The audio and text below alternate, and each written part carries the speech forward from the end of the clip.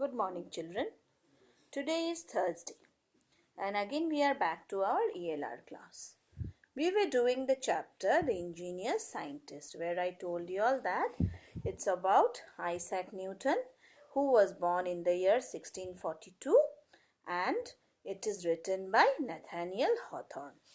So I had read only the first two pages here, where at the end of the second page I said you all that Isaac Newton, he was supposed to say that from the roof of the mill to the foundation he had forgotten nothing in the mill which he had made by himself. Now the third page. "Why, where is the miller?" said his friend. "That is true, I must look out for one," said Isaac. He might easily have made the miniature figure of a man, but then it would not have been able to move about and perform the duties of a miller.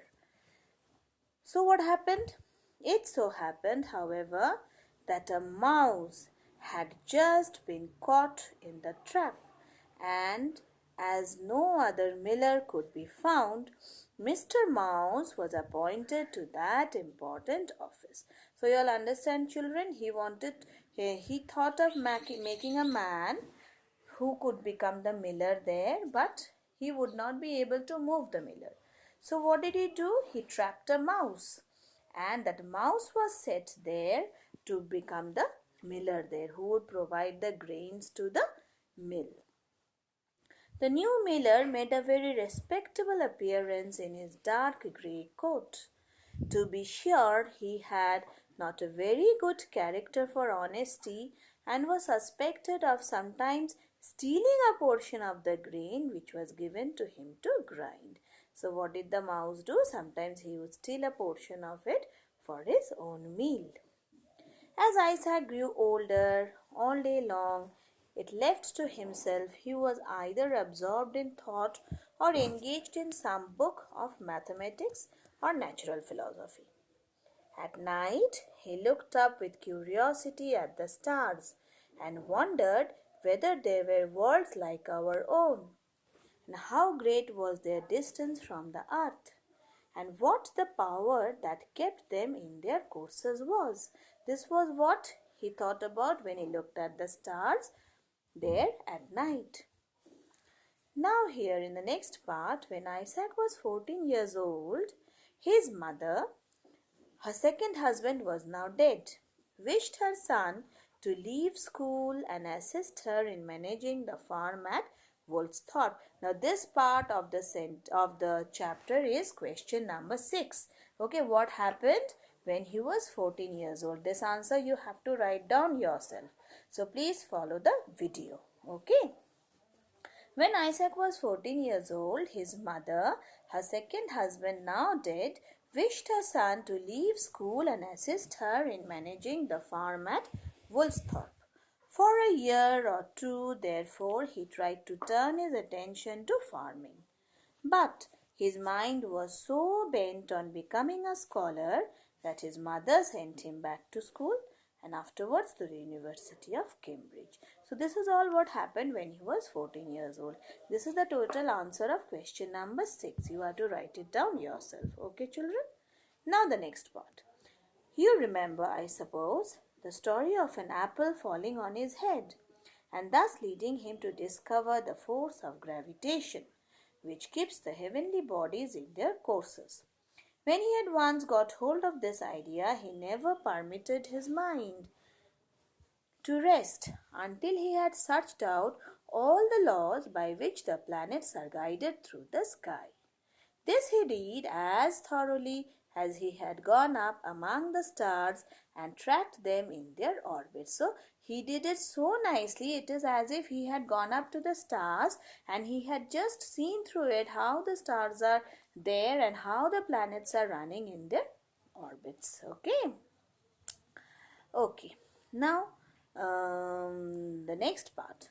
While making these researches, he was accustomed to spend night after night in a lofty tower. When he was going through all these things in the sky, like the stars, how they are in their orbits, the planets and all, he used to spend lots of time, night after night, in a lofty tower, gazing at the heavenly bodies through the telescope.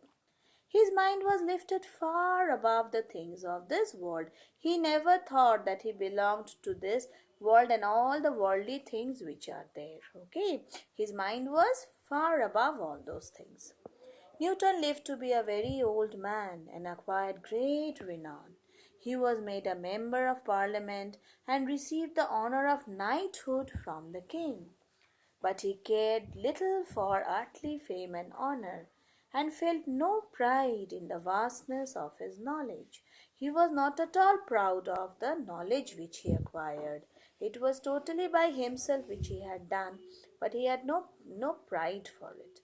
All that he had learned only made him feel how little he knew in comparison to what remained to be known.